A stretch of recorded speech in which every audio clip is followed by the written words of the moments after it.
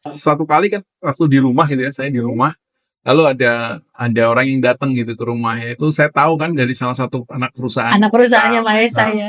Lalu dia datang, dia bilang, "Mas, ini nitip dokumennya buat Pak Bobi ya." Padahal Pak Bobi yang ada di situ. Iya, benar. Terus saya sampaikan, "Oh iya, nanti saya sampaikan sama Bapak ya." Gitu. Saya tuh nggak percaya ya Mbak, dengan warisan 7 turunan nggak habis itu nggak ada. Menurut saya ya, nggak ada. Apalagi eranya saat ini ya Pak Bobi ya. Ngabisin itu 7 detik bisa habis. Pak, boleh nggak saya ajak istri ngetraktir Bapak gitu. Tahu nggak apa yang ngetraktir? Makan apa? Makan apa? Nah, pecel iwak kali. Pecel iwak kali. Pak Bobi suka juga makan pecel? Suka. Oh, suka. Suka banget. Kan saya orang Ponorogo. Iya, makan pecel juga.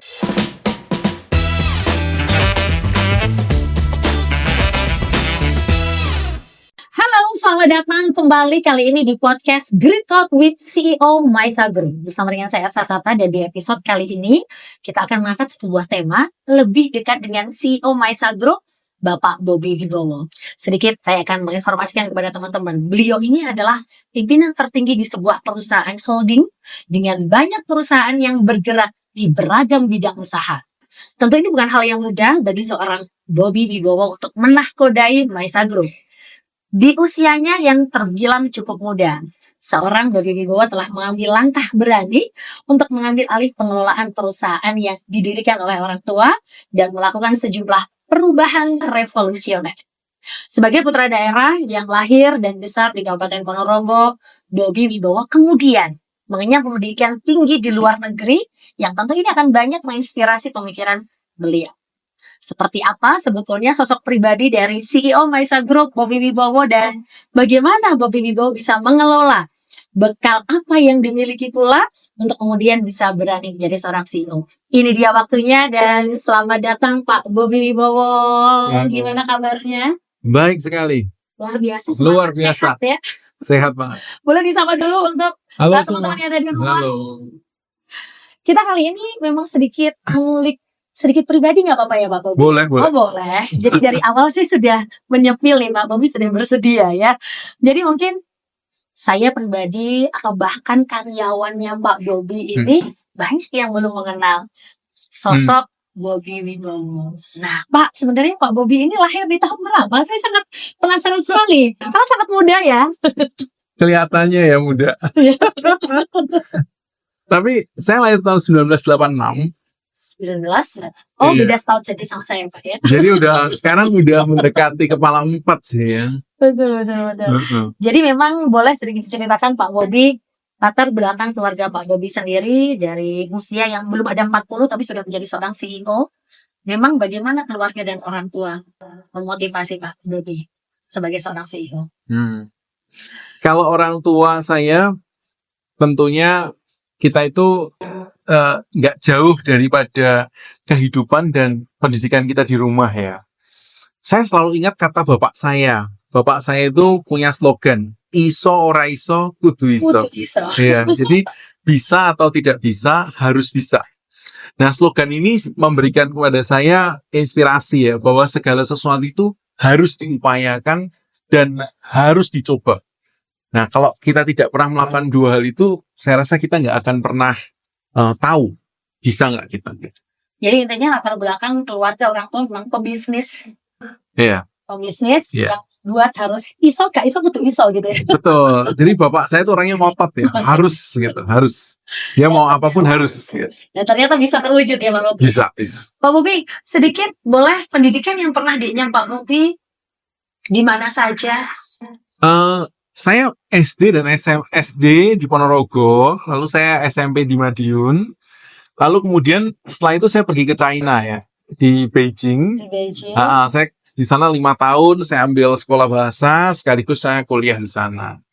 Lalu saya setelah itu ya kerja, tapi saya sempat S2 juga, gitu. Jadi memang latar pendidikan Pak Bobi SD-nya juga tetap di Ponorogo kok sebenarnya. Ponorogo, iya. SMP-nya di Madiun. Baru dari SMP inilah langsung keluar negeri ya. Benar. Pak Bobi, pendidikan yang ditempuh jurusan pendidikan waktu kuliah memang sudah sesuai dengan cita-citanya Pak Bobi menjadi seorang CEO?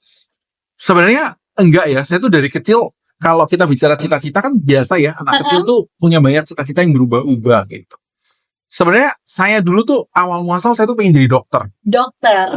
Mungkin cita-cita banyak anak gitu. Tapi Umumnya ya. umumnya kalau nggak jadi presiden. Ya. Tapi saya menyadari bahwa saya tuh nggak terlalu bisa pelajaran IPA, lalu fisika, matematika itu nilai saya agak tertinggal gitu ya. Minatnya kurang mungkin ya Pak. Nah, lalu saya ketika saya mulai mungkin udah masuk ke kuliah, saya tahu gitu bahwa saya memang yang saya suka itu bisnis gitu. Saya suka bisnis karena dari kecil juga bisnis. Jadi saya suka. Nah, kalau bidang pendidikan sebetulnya saya berpikir bahwa saya suka bidang itu yang mudah diterapkan. Gitu. Jadi pada saat saya di China, saya mengambil pendidikan yang materinya tuh mudah diterapkan. Jadi saya waktu itu ambilnya jurusan sastra bahasa, tapi bidangnya bisnis dan ekonomi, gitu. Pak Bobi, menarik sekali ketika pendidikan di luar negeri jelas dan pasti berbeda dengan pendidikan kita yang saat ini kita jalani ya. Apa yang menarik yang membuat Pak Bobi bisa pola pikir, bisa berubah, bisa jadi karena mengenyam pendidikan di China? Sebenarnya kalau bicara tentang pendidikan ya, sampai hari ini saya yakin bahwa sebenarnya pendidikan di mana aja tuh bisa aja gitu. Bisa. Namun masalahnya adalah bagaimana kita menempa karakter kita. Saya bersyukur karena orang tua saya selalu mengajarkan tentang harus bisa. Itu membuat saya sebenarnya jadi orang yang termotivasi untuk harus bisa gitu. Apapun.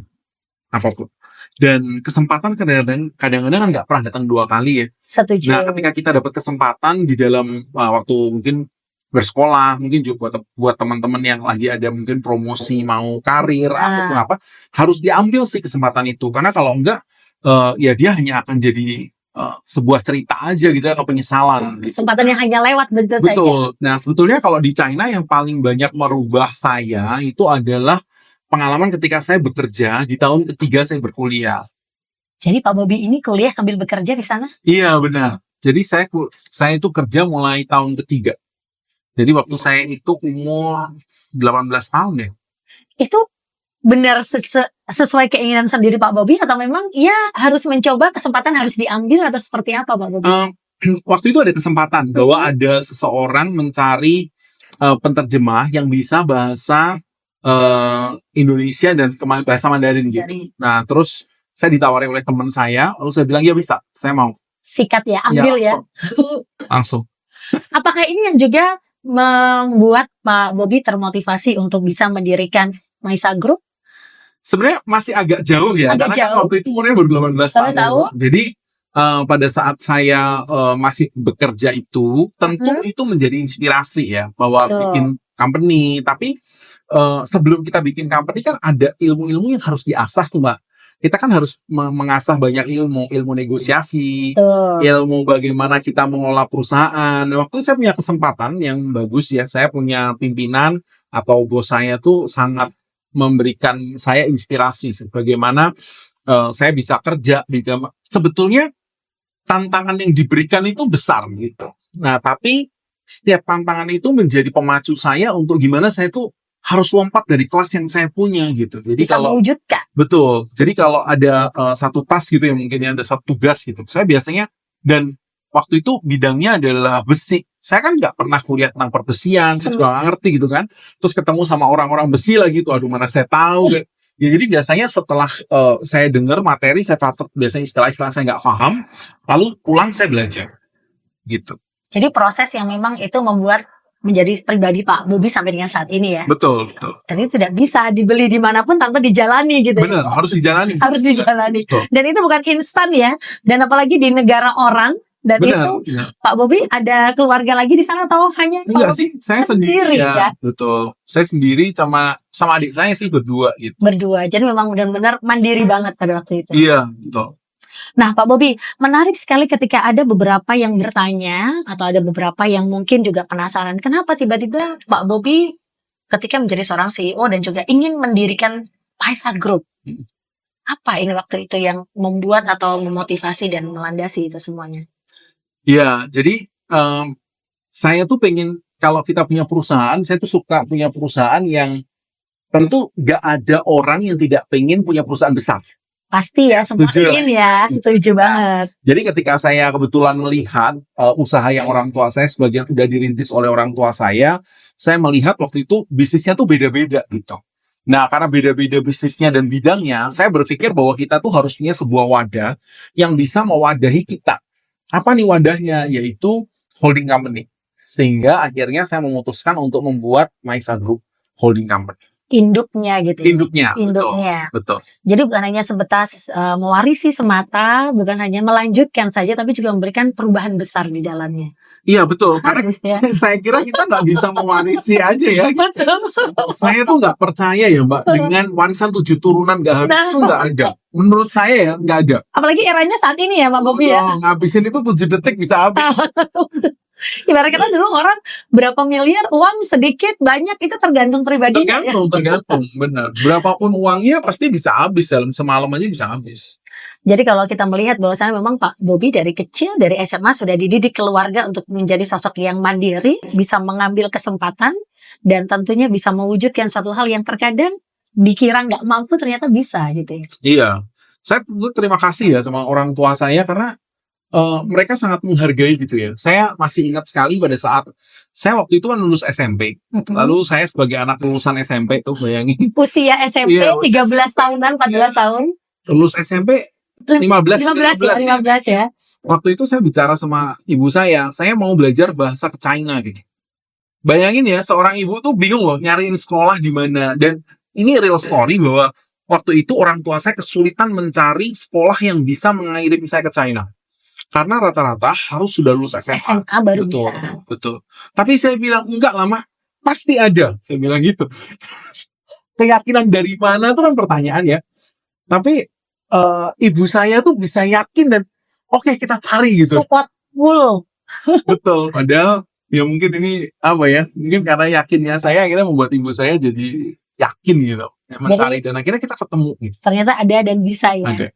Pak Bobi, kalau sekarang kita melihat Pak Bobi ini sudah berkeluarga ya. Iya. Nah, udah punya baby pula. Iya. Apakah ada yang berubah dari sosok Bobi Wibowo, seorang CEO yang tadinya masih single dan sekarang sudah punya keluarga? Ini boleh sedikit dibagikan? Iya. Pasti berubah ya, sekali lagi pasti berubah. Jadi ini pertanyaan yang kayaknya ditanyain sama banyak orang akhir-akhir ini. Apa nih Pak perubahannya? Sebenarnya saya banyak sekali berubah ya, karena dengan saya punya anak, saya punya keluarga, sebenarnya saya berpikir ya tentang bagaimana mempersiapkan anak saya ke depan, lalu bagaimana jadi orang tua di tengah tantangan, di tengah waktu hari ini. Kan tantangan hari ini tuh sebetulnya hal yang baru ya bagi kita tentang digital. Masih mencari lah bentuk. Peneliti pun kalau saya banyak baca artikel masih mencari nih bagaimana tentang screen time. Nah, termasuk juga screen time nggak sehat buat kita yang udah dewasa, apalagi buat anak-anak. Itu masih jadi pertanyaan yang masih gitu. Saya pikir saya belajar banyak, saya bersyukur karena itu. Terus saya juga punya istri yang saya kira sangat mendukung saya gitu ya. Dia hampir saya nggak pernah dilarang-larang ya. Saya bukan hampir sih, saya nggak pernah dilarang-larang. Justru ini Pak Bobi adalah salah satu pria yang diidolakan oleh suami-suami di luar sana ya. Tidak ada larangan dari istrinya soalnya. Bebas, karena kan kerja gitu. Tahu betul. Iya, dan tahu. Dari awal kita udah ngobrol dan udah sama-sama tahu sih gitu. Membagi waktu sudah tidak menjadi suatu ketakutan karena saling mengerti dan memahami. Iya. Kalau bisa dibawa kemana aja kayaknya keluarganya ya. Iya. Karena melihat anak perusahaan ada di berbagai kota di seluruh Indonesia ini tentunya tidak mudah untuk membagi waktu. Ada tips untuk membagi waktu Pak Bobi?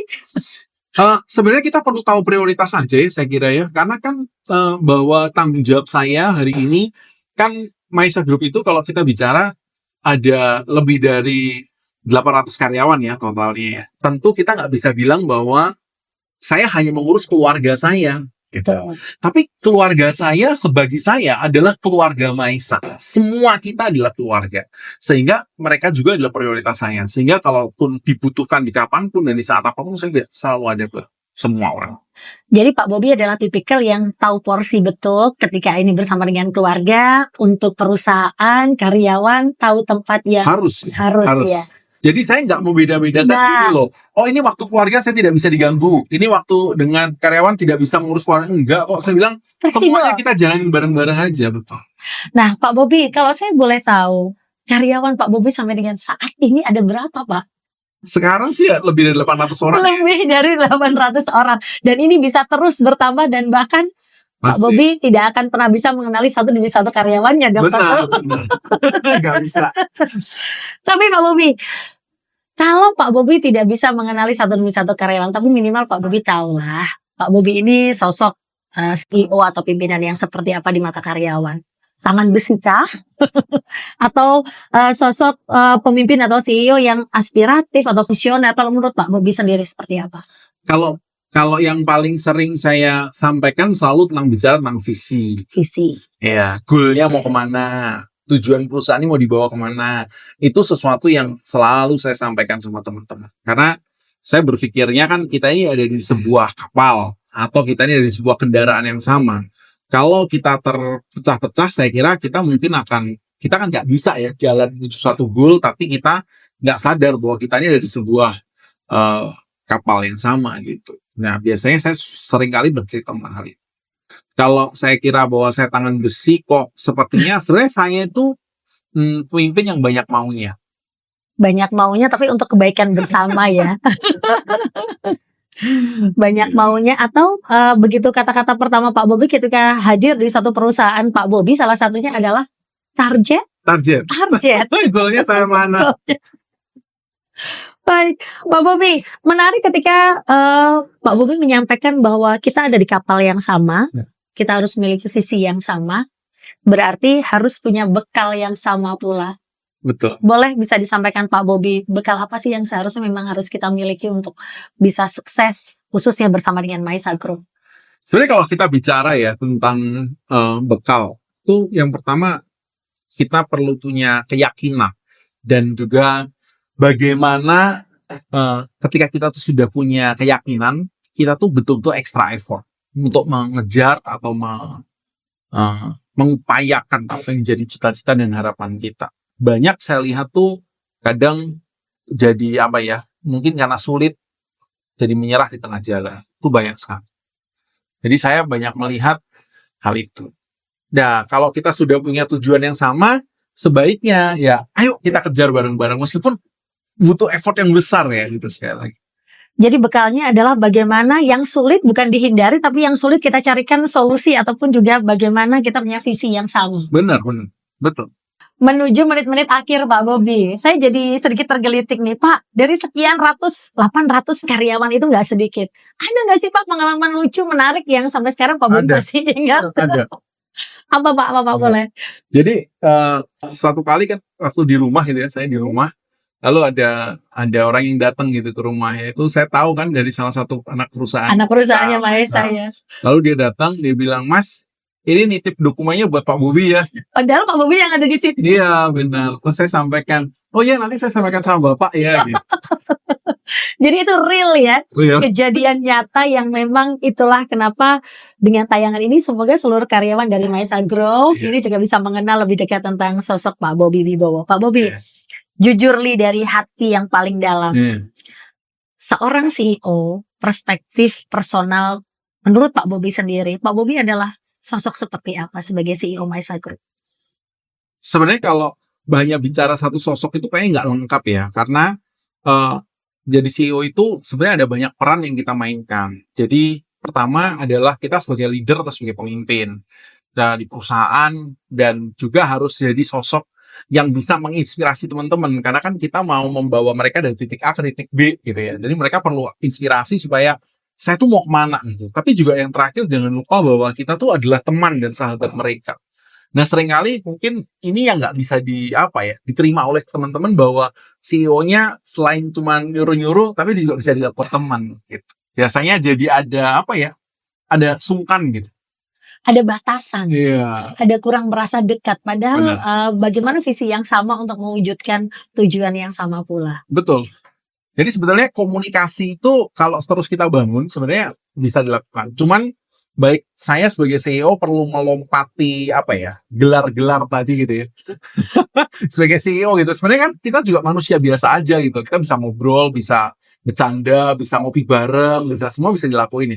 Bahkan even Mbak Tata sebenarnya banyak juga loh yang traktir saya gitu. Justru Pak Bobi itu ditraktir. Iya. Serius Pak. Saya malah minta traktiran biasanya. Punya traktiran ya. Kalau satu divisi atau satu perusahaannya over target gitu waktunya Enggak juga, enggak. Ada juga yang saya masih ingat ya, pernah satu kali ada stafnya di anak perusahaan bilang gini, Pak, boleh nggak saya ajak istri ngetraktir bapak gitu. Tahu nggak apa yang ditraktir? Makan apa? Makan apa? Pecel iwak kali. Pecel iwak kali. Pak Bobi suka juga makan pecel? Suka. Oh, Suka banget. Kan saya orang iya, makan pecel juga gitu. Nah, ya sebenarnya banyak kejadian-kejadian kayak begitu sih gitu. Dan kalau bicara sebenarnya kan kita sebagai CEO dan juga sebagai manusia kan ya manusia biasa aja gitu ya. Kita juga saya pikir juga tidak membawa embel-embel sebagai waduh apa. Enggak lah, saya pikir itu baru kuncinya kita bisa bikin company ini bareng-bareng. Karena saya pikir saya yakin bahwa perusahaan Maisa Group ini tidak bisa saya kerjakan sendiri. Pasti harus dikerjain bersama-sama. Semuanya harus terlibat gitu. Betul. Baik, terakhir sebelum kita tutup Pak Bobi, sebagai seorang CEO tidak mudah, tapi pasti bisa dilakukan. Dan ini terbukti Pak Bobi di usia muda sudah bisa menjadi seorang CEO yang sangat membanggakan. Closing statement sebelum kita tutup, Pak Bobi ingin menyampaikan apa kepada semua teman-teman yang menyimak podcast kita hari ini? Ada dua hal yang saya sampaikan. Yang pertama kalau kita bicara jadi CEO itu, saya tuh mengartikan CEO itu adalah Chief Everything Officer. Jadi bukan eksekutif ya, Everything Officer. Jadi Anda harus bisa ngapain aja gitu ya, ngepel, kadang nyapu, kadang semua, angkat-angkat barang, semua Anda harus bisa. Karena ada banyak hal yang harus kita selesaikan di waktu-waktu injury time. Dan mostly yang dilaporkan ke CEO-nya adalah masalah-masalah yang gede-gede dan sudah last minute. Nah, sehingga sebagai seorang CEO itu ada satu keahlian yang saya paling suka ya, pakai bahasa Mandarin nyebutnya Weiqi Juli Nangli. Jadi artinya Weiqi itu krisis, Juli itu menyelesaikan, Nangli kemampuan. Jadi kemampuan menyelesaikan keadaan krisis. Kalau kita bisa punya kemampuan itu, saya kira itu tipsnya kalau menjadi CEO. Jadi harus punya kemampuan menyelesaikan situasi krisis. Nah itu bisa dilatih ya, itu saya yakin bisa dilatih. Yang kedua kalau bicara tentang saya yakin bahwa sesuatu yang saya dapatkan dari orang tua saya itu harus terus dikembangkan. Mengapa? Karena saya kan tidak hidup dari warisan ya. Warisan itu tidak, saya yakin bahwa tidak ada warisan yang bertahan 7 turunan. 1 turunan aja mungkin enggak gitu kok, 7 turunan enggak lah.